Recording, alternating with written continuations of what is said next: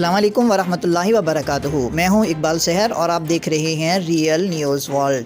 ناظرین، اس وقت ہم آپ کو اہم ترین خبر دیتے چلیں کہ وفاقی وزیر شبلی فراز کی گاڑی پر فائرنگ کی گئی ہے، جس کے نتیجے میں گارڈ اور ان کا ڈرائیور زخمی ہوا ہے۔ اطلاعات کے مطابق درہ آدم خیل کے مقام پر وفاقی وزیر برائے سائنس و ٹیکنالوجی شبلی فراز کی گاڑی پر فائرنگ کر دی گئی، تاہم خوش قسمتی سے وفاقی وزیر اس حادثے میں محفوظ رہے ہیں۔ وفاقی وزیر شبلی فراز آبائی علاقے کوہاٹ سے پشاور آ رہے تھے کہ درہ آدم خیل کے مقام پر نامعلوم افراد نے ان پر حملہ کر دیا۔ اس حملے میں وفاقی وزیر محفوظ رہے ہیں، تاہم ان کے گارڈ اور ڈرائیور زخمی ہو گئے، جبکہ مقامی پولیس بھی جائے وقوع پر پہنچ گئی۔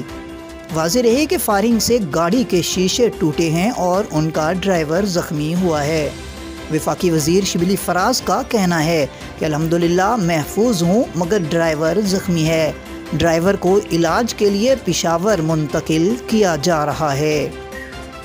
ادھر دوسری جانب وفاقی وزیر اطلاعات فواد چودھری نے ٹویٹ میں کہا کہ اطلاعات ہیں کہ وفاقی وزیر شبلی فراز پر کوہاٹ جاتے ہوئے درہ آدم خیل کے مقام پر فائرنگ کی گئی ہے۔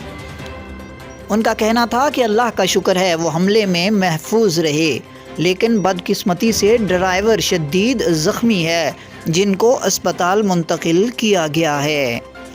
مزید اپڈیٹ کے لیے ہمارے ساتھ وابستہ رہیں۔ اگر آپ نے ہمارے چینل کو سبسکرائب نہیں کیا تو کر دیجئے، تاکہ ہماری نئی ویڈیوز آپ تک بر وقت پہنچ سکیں۔